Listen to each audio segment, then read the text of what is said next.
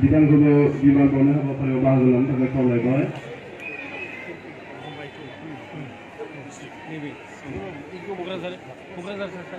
और क'क्राझार जिला অসম সাহিত্য সভাৰ তৰফৰ পৰা শ্ৰদ্ধাঞ্জলি জনাবৰ কাৰণে অনুৰোধ জনাইছোঁ আৰু নেপালী সাহিত্য সভাৰো সভাপতি উপস্থিত আছে তেখেতসকলক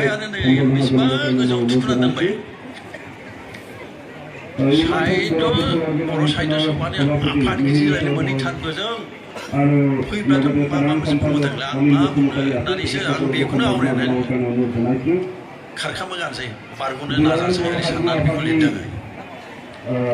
बिथांमोनखौ बिबान बावनो थाखाय खावलायनाय जाबाय। माबा थासलिमजोबनो मोनाखै गोदान हाथियार गहिन सानसेखालि बुंदोंमोननो आंनि सिगाङाव नांनायाथ' नांगौ नांनाय समावलाय मानिथ' दर खाद्र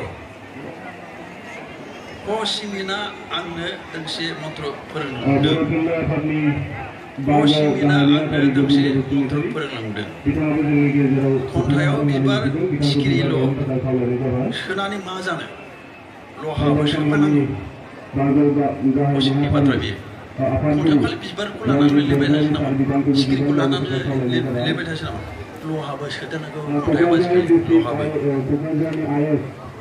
अब्लासो हाथियारा मजबुत जागोन। आफा उल्थाफोरनि फैथाव आखल नुनानै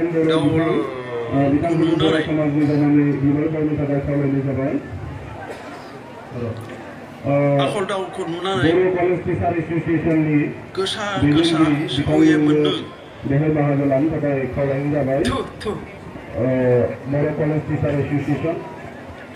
जोलैनि हांगार बर' आइजो लिरगिरि गौथुम बे गौथुमनिफ्रायनो बिबार बावनो थाखाय खावलायनाय जाबाय।